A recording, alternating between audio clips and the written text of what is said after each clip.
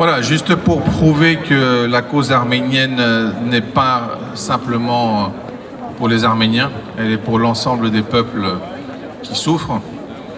Et je voudrais commencer ce discours par la chose suivante, à savoir que les Arméniens ne sont pas nés en 1915.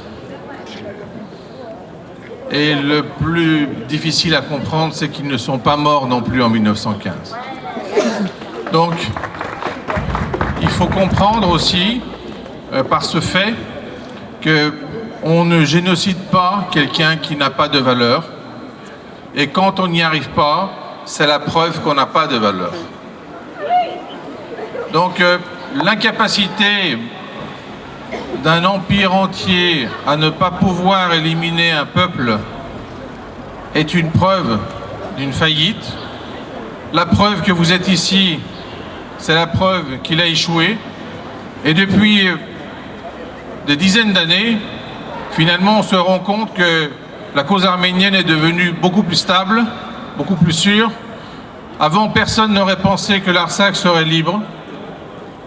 Et pourtant, il l'est. Sans doute maintenant, personne ne pense que l'Ararat pourrait être libre. Et pourtant, il le sera. Et il faut bien prendre conscience que ce que vous voyez n'est que le début.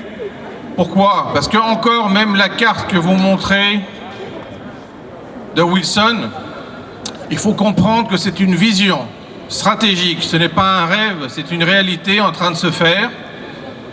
Beaucoup entendent parler du traité de Lausanne sans se rendre compte qu'il sera bientôt caduc. Et très peu lisent le traité de Sèvres parce qu'ils ne se rendent pas compte que c'est le futur. Donc, si vous réalisez que ces objectifs sont importants, alors il est bien plus important encore de se rendre compte que si l'Arménie veut vivre, il faut qu'elle ait accès à la mer. Il n'y a pas de peuple qui a eu connaissance de la mer qui peut vivre sans elle.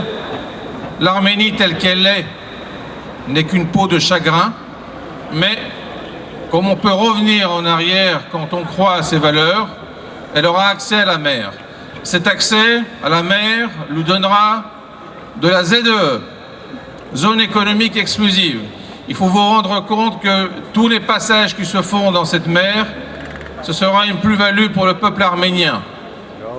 Ça n'a pas de sens simplement de se rappeler sans voir le futur. C'est une préparation pour le futur. Les victimes ne désirent pas simplement être commémorées. Elles veulent voir la suite. Et la suite, c'est un combat, et même après 100 ans, qui continue. La plupart d'entre vous n'étaient même pas nés. Il n'y a plus vraiment de survivants, même ici. Donc il y a bien une continuation, parce que finalement, le problème, c'est comment apprendre quelque chose qu'on n'a pas vécu. Eh bien, le peuple arménien, c'est la preuve vivante que c'est possible, parce que quand on a une mémoire collective, on peut apprendre, on n'a pas besoin d'oublier, car on peut construire son futur avec son passé. Il ne faut pas simplement parler du peuple turc en général. En fait, il est lui-même victime de dictateurs. Simplement, il faut bien réaliser une chose, c'est que quand on vote ces dictateurs, on est pour eux. Donc, ne nous leurrons pas, ce ne sera pas facile, mais l'important, c'est que déjà l'impensable a eu lieu, c'est que le peuple arménien a survécu à un génocide, et dans ce sens-là, il représente un exemple à suivre. Peu de personnes réalisent que c'est en survivant à un génocide qu'on appartient plus à l'humanité. Un crime contre l'humanité, ce n'est pas simplement un crime contre le peuple arménien, c'est pour l'ensemble de l'humanité, et c'est pour ça qu'il s'agit d'une barbarie. Cette barbarie a eu lieu en Arménie, elle a eu lieu ailleurs par la suite. Pourquoi? Parce qu'elle n'a pas été condamnée, parce que c'est encore impuni, parce qu'on est encore en processus de reconnaissance. Seulement, il faut réaliser que dès maintenant, on a des Arméniens qui ont leur carte d'identité d'Arménie. On a des Arméniens qui veulent vivre en Arménie. On n'a pas simplement des Arméniens qui se souviennent qu'ils sont Arméniens. On a des Arméniens qui ont besoin d'être Arméniens. Et ce besoin-là est transcendant. On ne reste pas au niveau des chansons, on ne reste pas au niveau des rythmes, mais ceux-là sont importants. Même en stratégie, on réalise que ce qui est important, d'abord, c'est la tradition. Il faut que la tradition continue. Une façon de le faire, ce sont les femmes. Et je vois ici beaucoup de femmes qui sont capables même de crier le silence. Et c'est la preuve que ce n'est pas simplement une affaire d'homme, un génocide. La guerre peut-être, mais pas un génocide. Ça concerne tout le monde. La résistance des femmes par rapport à la tradition est la plateforme de lancement d'une véritable contre-attaque culturelle. Nous n'avons pas besoin de subir sans arrêt la barbarie. Il est possible d'aller au-delà. Il est possible de la vaincre. Il est possible de revenir en arrière sur des territoires que certains d'entre nous pensaient qu'ils étaient perdus, alors qu'ils étaient simplement oubliés, car il ne faut jamais oublier que pour que quelqu'un s'agenouille, il faut qu'il accepte de s'agenouiller. À partir du moment où on est debout, à partir du moment où on est encore là, un siècle après, eh bien on se souvient. Et finalement, on démontre de cette manière que même Hitler a eu tort. On se souvient et on n'oublie pas, car ce n'est pas simplement un peuple, c'est un exemple pour les peuples qui ont subi des génocides. Et vous savez que l'exemple arménien l'est même dans l'acte du génocide. En réalité, quand Lemkin a conçu le mot génocide, il a utilisé l'exemple arménien pour expliquer aux autres ce dont il s'agissait. Donc, chaque fois que vous entendez le mot génocide, c'est une référence au peuple arménien. Il n'y a pas besoin de dire le génocide des Arméniens. Dès que vous dites génocide, c'est une référence à votre peuple. Car c'est le début, c'est le commencement, et c'était une nécessité. C'était une nécessité pour décrire un acte de barbarie.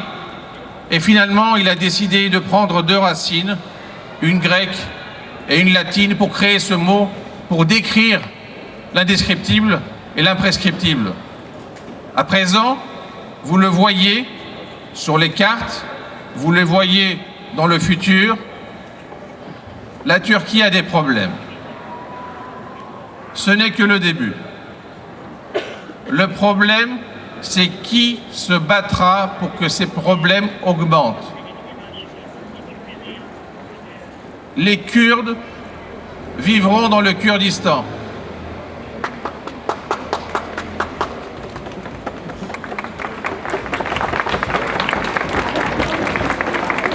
Je vois bien que c'est difficile même pour vous de le penser. Mais on ira aussi là-bas. Pourquoi? Parce que ça sera le début. Le problème, c'est est-ce que les Arméniens vivront en Arménie après les Kurdes au Kurdistan? Eh bien, l'exemple à suivre, c'est celui-là. C'est ce que vous voyez quotidiennement à la télé avec des combattants kurdes qui ne sont pas tous kurdes, parce que beaucoup d'entre eux sont arméniens. Simplement, il faut présenter les choses de façon diplomatique, alors elles sont présentées comme ça. Mais le problème, c'est qu'il faut bien vous préparer à voir une Turquie qui aura un territoire diminué, non pas parce qu'elle le mérite, mais parce que c'est un devoir de mémoire, car elle est sur des terres qui ne lui appartiennent pas. Aussi, il faut se préparer à comprendre comment ces terres vont vivre, comment nous-mêmes on va vivre sur ces terres, et comprendre que les symboles, comme l'Ararat, comme Ani, ne sont pas simplement des symboles. C'est des points de référence, des phares. Il faut bien se rendre compte qu'on ne peut pas avoir des symboles à l'extérieur de son pays. Il faut bien se rendre compte qu'un pays se forge sur ses symboles parce qu'il démarre par ses symboles.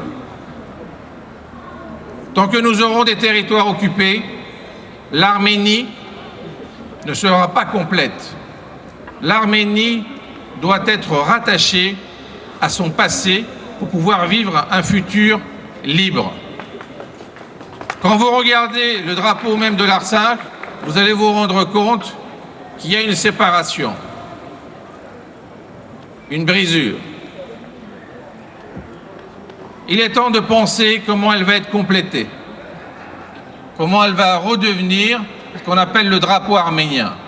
Car finalement, il faut bien se rendre compte que dans ce processus, dans cette voie high, il est possible de voir la contre-attaque de l'humanité elle-même contre la barbarie. Voilà ce que je voulais vous dire. Merci à tous et bonne continuation.